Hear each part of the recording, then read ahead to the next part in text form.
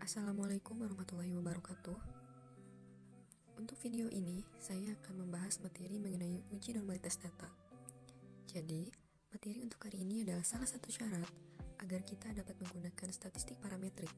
Karena, jika datanya tidak berdistribusi normal, kita tidak dapat menggunakan statistik parametrik, melainkan yang akan kita gunakan adalah statistik non-parametrik. Nah, untuk yang pertama, saya akan membahas apa itu uji normalitas. Jadi, uji normalitas merupakan sebuah uji yang dilakukan dengan tujuan untuk menilai sebaran data pada sebuah kelompok data atau variabel. Nah, apakah sebaran data tersebut berdistribusi normal ataukah tidak? Jadi, jika normal, kita akan menggunakan statistik parametrik. Akan tetapi, jika tidak normal, pastinya kita akan menggunakan statistik non-parametrik. Namun, menurut pakar statistik, jika nilai observasi atau jumlah sampelnya lebih dari 30, itu biasanya dikategorikan dalam data yang berdistribusi normal. Namun, untuk memberikan kepastian data yang dimiliki berdistribusi normal atau tidak, sebaiknya digunakan uji normalitas, karena belum tentu data yang lebih dari 30 bisa dipastikan berdistribusi normal. Demikian pula sebaliknya, data yang banyaknya kurang dari 30 itu belum tentu tidak berdistribusi normal.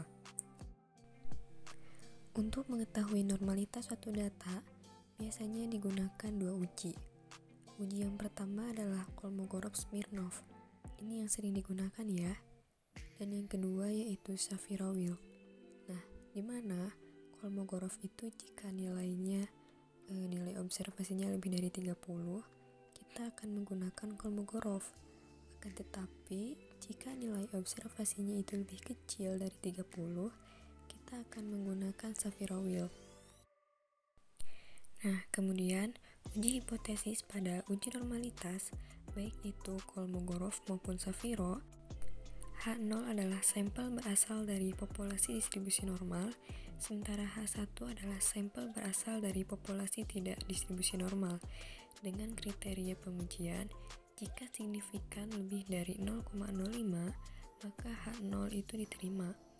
Akan tetapi, jika signifikannya itu kurang dari 0,05, maka H0-nya itu ditolak.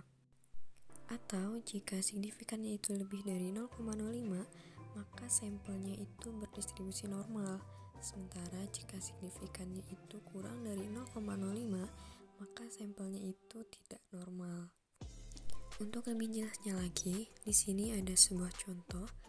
Misalkan saya mempunyai 10 perusahaan acak yang memproduksi laptop, kemudian dicatat pengeluaran iklan dan profitnya selama tahun 2022. Nah, saya ingin mengetahui apakah ada pengaruh antara iklan dengan profit.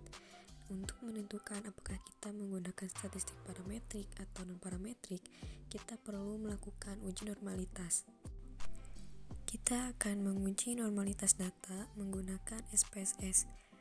Tahapan yang pertama adalah setelah kita masuk ke program SPSS, klik variable view pada SPSS. Yang kedua, pada kolom name baris pertama, tulis iklan. Pada kolom name baris kedua, tulis profit. Yang ketiga, pada kolom type, pilih numerik untuk iklan dan juga profit. Dan yang keempat, pada kolom desimal, pilih 0. Yang kelima, buka data view pada SPSS. Maka akan didapat kolom variabel iklan dan juga kolom profit. Selanjutnya, input data sesuai variabelnya. Yang ketujuh, klik analysis, deskriptif statistik, dan kemudian klik export. Yang kedelapan, klik variabel iklan dan profit, lalu masukkan ke kotak descendant list. Kemudian klik plots. Selanjutnya, klik normality plots with test. Kemudian klik continue, dan yang terakhir OK. Nah, setelah melakukan tahapan-tahapan tadi, maka akan terlihat hasilnya dari jendela output.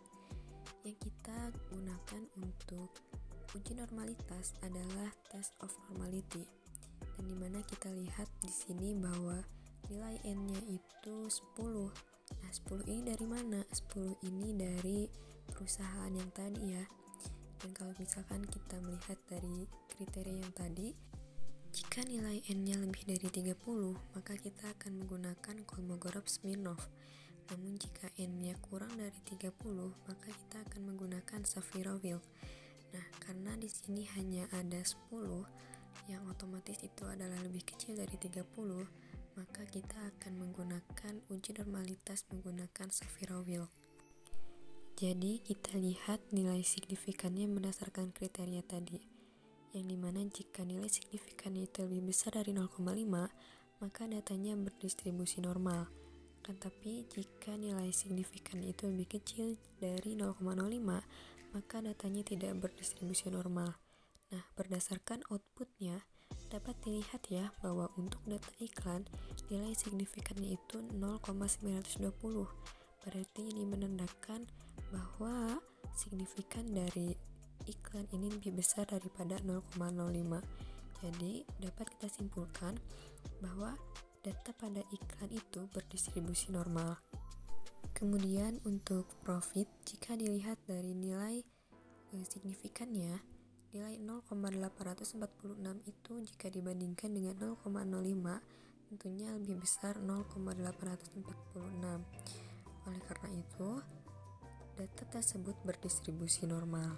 Nah, jadi kedua data yang akan kita gunakan semuanya berdistribusi normal.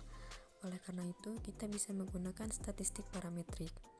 Nah, bagaimana jika salah satu di antara data ini ada yang tidak berdistribusi normal? Ya, kita tidak bisa menggunakan statistik parametrik. Namun yang kita gunakan adalah statistik non-parametrik. Mungkin itu saja yang bisa saya sampaikan. Cukup sekian. Wabillahi taufiq wal hidayah. Wassalamualaikum warahmatullahi wabarakatuh.